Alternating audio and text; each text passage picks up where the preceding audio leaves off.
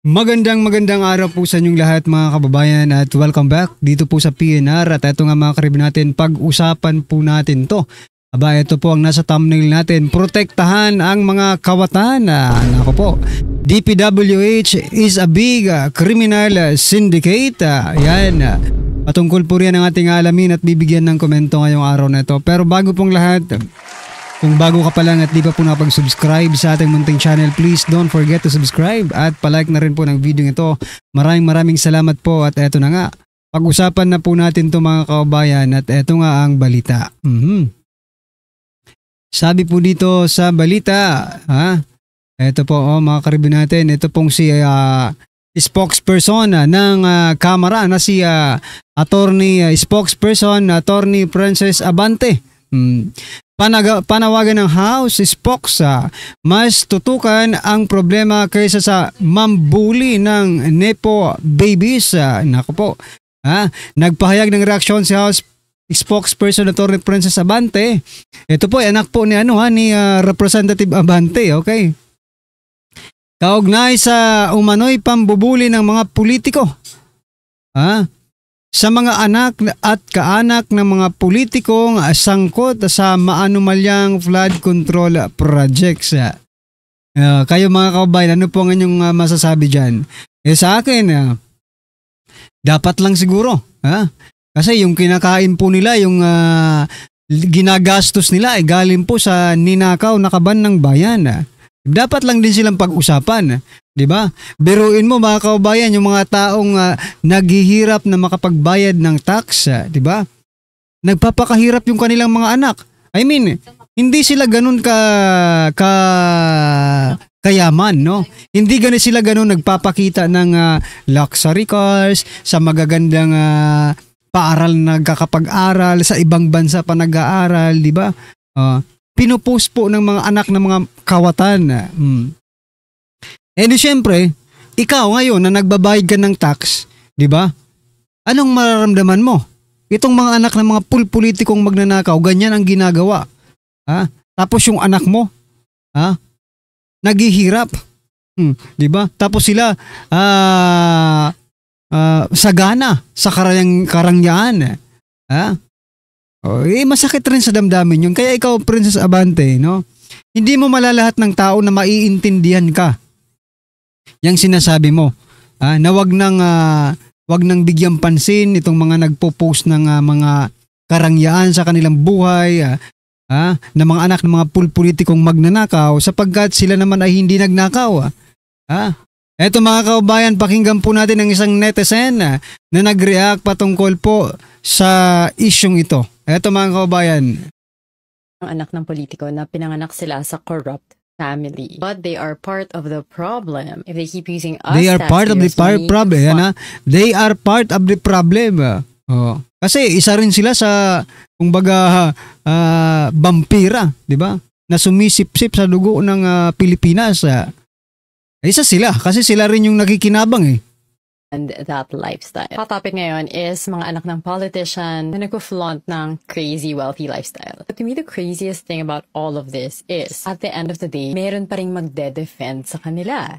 Right. Kasi andun na tayo sa point na ang dami na nilang na-brainwash sa atin na okay lang yung ginagawa nila. Case in point. May post na umiikot dito sa TikTok where the caption is, ano kayang nafe-feel nila na ganito yung life nila habang nagdudusa yung the rest of the Philippines. Ako naman, as a netizen, randomly I commented, they likely don't feel anything. One of the replies that I got said, hindi kasalanan ng anak ng politiko na pinanganak sila sa corrupt na family. Okay, I agree, yes. But they are part of the problem if they keep using us taxpayers' money to fund that lifestyle, lalo na kung matanda na sila and kaya nila.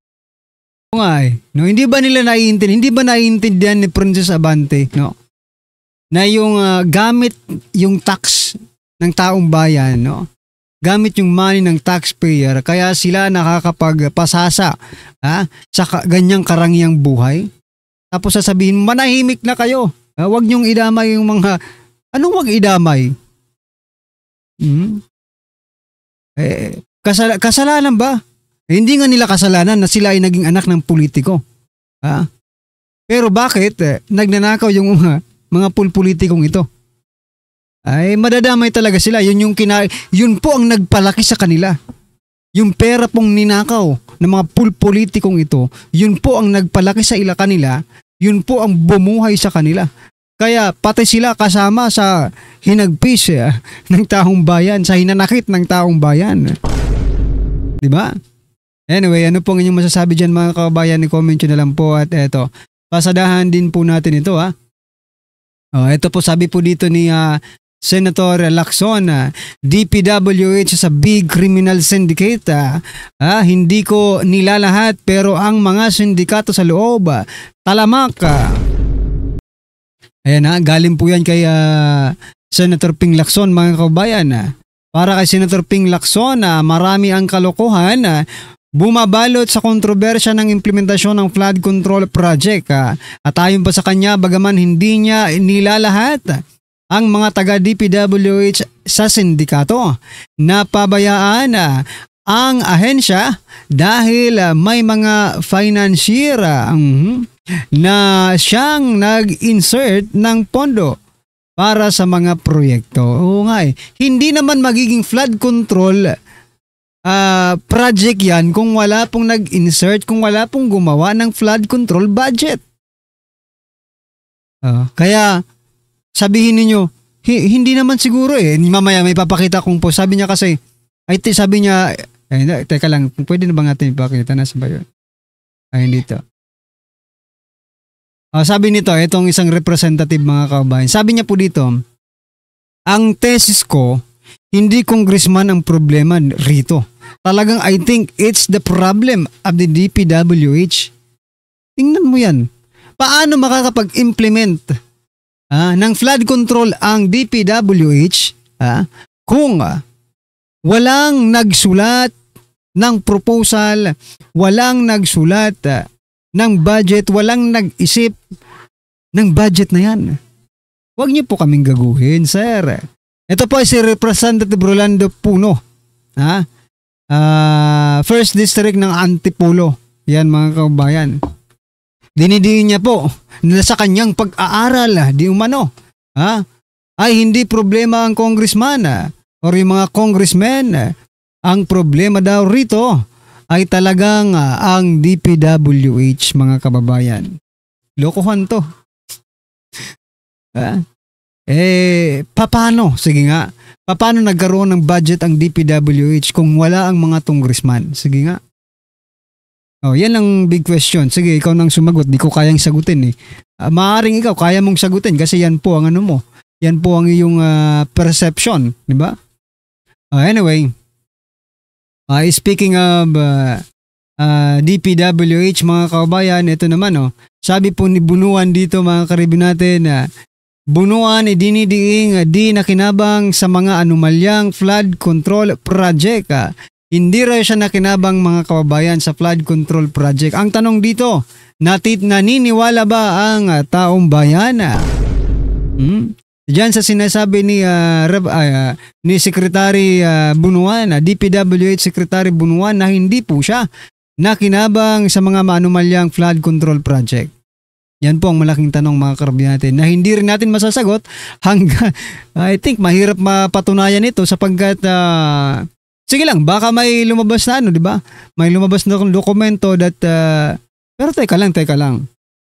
Paano ito naging project kung hindi pipirmahan ng DPWH?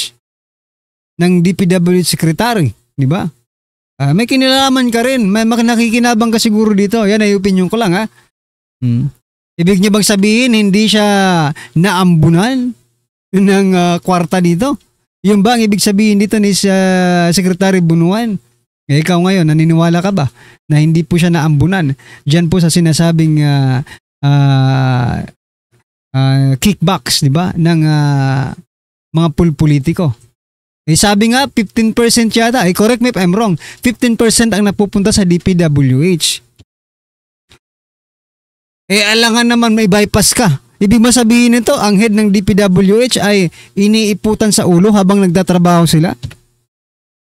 Yan ang malaking tanong. Kaya dapat nga mag-resign ka na. Mag-resign ka na lang po, DPWH Secretary Bunuan kasi hindi mo naman pala alam yung mga nangyayari dyan sa iyong departamento. Alright, speaking of flood control project mga kabayan, eto naman, pasadahan po natin si Congressman Richard Gomez.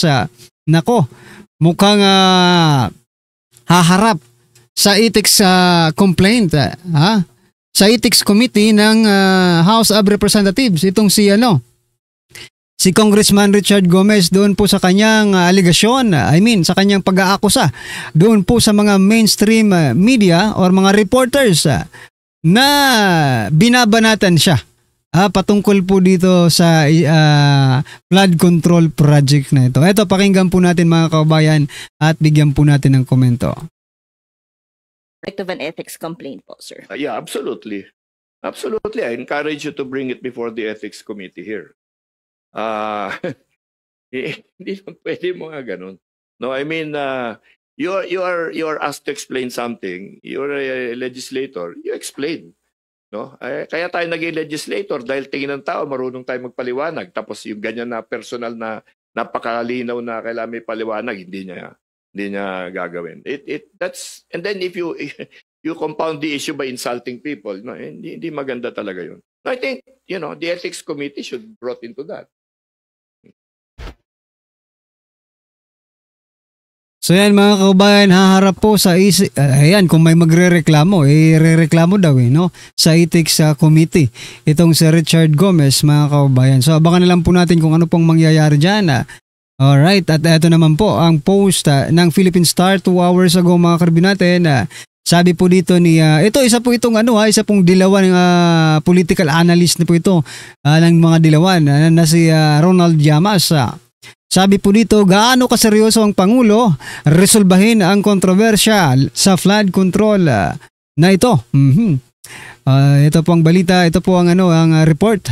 Naniniwalang political analyst na si Ronald Llamas na pananagutin ni Pangulong Ferdinand Bongbong Marcos Jr. ang mga sangkot sa maanumalyang flood control projects. Dapat lang kasi siya naman po ang nagsimula nito, di ba?